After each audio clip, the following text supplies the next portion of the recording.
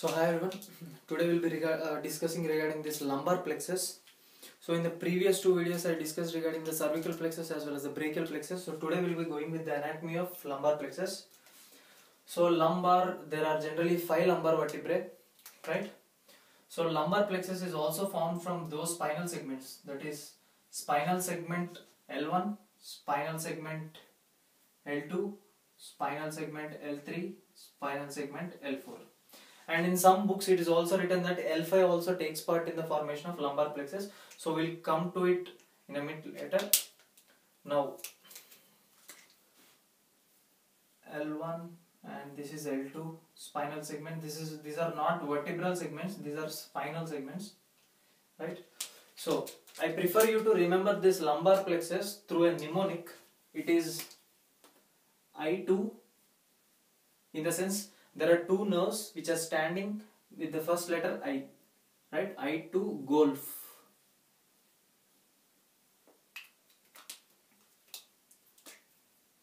I2 golf. So completely there are 6 nerves that form this entire lumbar plexus. So first of all, I2, in the sense, as I told you, there are two nerves standing by the letter I. The first I is ilioinguinal and the next I is iliohypogastric, right? And G stands for genitofemoral, O stands for obturator nerve, and L stands for lateral cutaneous nerve of the thigh, and F stands for femoral nerve. So first of all we'll go with the important nerve, that is the femoral nerve. Femoral nerve originates from the lumbar spinal segments of L2. So okay, let me draw with this red color. Originates from the spinal segments, spinal lumbar segments especially, of from L2, L3 and L4. So the lumbar spinal segments L2, L3, L4 take part in the formation of a nerve which is called as femoral nerve, right? Femoral nerve. Next, there is one more nerve that originates from the same segments, that is L2, L3, L4. As the femoral nerve is originated from L2, L3, L4, that nerve which I am going to talk a second later is also originating from this L2, L3 and L4.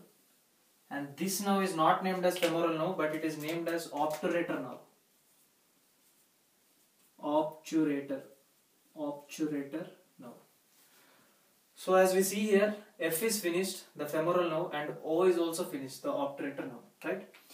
So one important thing which you need to remember is femoral nerve and obturator nerve have the same origin. It means that both of them originate from the lumbar spinal segments L2, L3 and L4. So coming to this L1, which is empty here, this L1 gives out a nerve which divides into two branches, and these two branches or two nerves are named as I2. One is ilioinguinal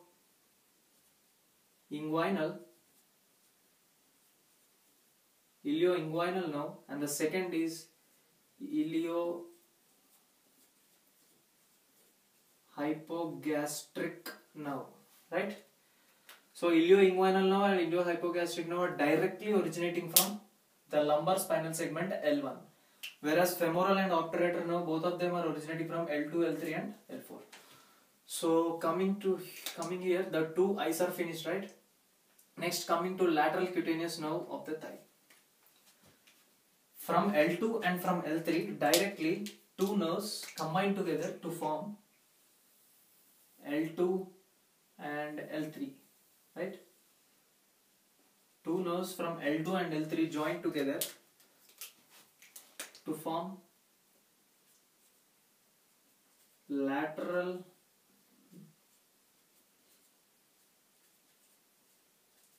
cutaneous nerve of thigh.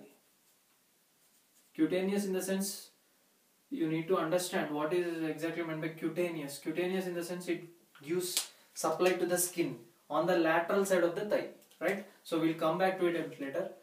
The next nerve after this lateral cutaneous nerve is G stands for genitofemoral. Genitofemoral nerve originates from L1 as well as L2. So L1 and L2 lumbar spinal segments give contribution to form genitofemoral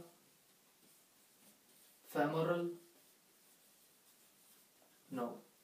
So this is how the lumbar plexus is formed from eye to golf. So now we'll be talking about obturator nerve and femoral nerve. So before we go into these three nerves, that is lateral cutaneous, femoral and obturator, I also want to mention that in some textbooks they have given that even T12, above L1 there is T12, right? So even T12 also takes part in the formation of lumbar plexus. There is also a little contribution of T12 in this formation of lumbar plexus. And in some textbooks they have given even L5, as I told you, L5 also takes part in the formation of lumbar plexus by the formation of lumbosacral trunk. Lumbosacral trunk is formed from a nerve that is originating from L4 and a nerve from L5. So both of this, the L4 and L5 together form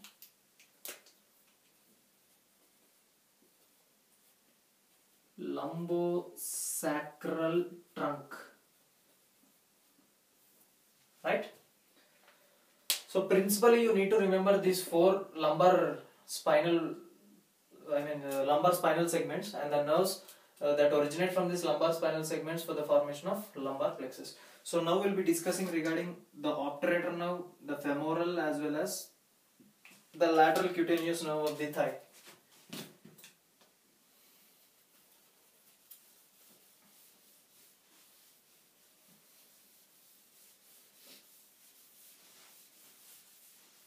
So we'll be discussing what happens with the innervation by the nerves to those muscles if they are paralyzed or if these nerves are damaged, what exactly happens.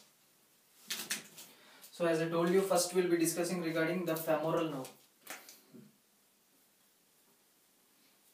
Femoral nerve originates from, as I told you, femoral nerve originates from L2 spinal segments, L2 lumbar spinal segments, L2, L3 as well as L4. And femoral nerve innervates which muscle mainly? Femoral nerve innervates quadriceps muscle. Quadriceps, right? So what is the function of quadriceps muscle? It is useful for the extension of leg. Extension. Right? So femoral nerve innervates this quadriceps muscle. The prime principal function of this quadriceps muscle is extension. If this innervation fails or if there is any damage to this femoral nerve, then quadriceps muscle will no longer work and there will be no extension of the knee. So this is the important point which you need to remember regarding this femoral nerve. And the next nerve is obturator nerve. Obturator nerve. So as you know, even obturator nerve also takes part or takes origin as femoral nerve from L2 lumbar spinal segments, L2, L3 and L4. The interesting thing is obturator nerve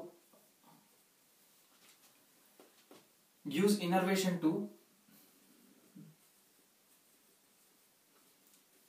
three muscles. One is adductor longus, adductor brevis and let me write it. Adductor longus, adductor brevis and adductor magnus. So as I told you, this obturator nerve gives innervation to adductor longus, adductor brevis, adductor magnus. So the name itself implies its function. It's nothing but adduction of the knee. Adduction of the entire hip joint, right?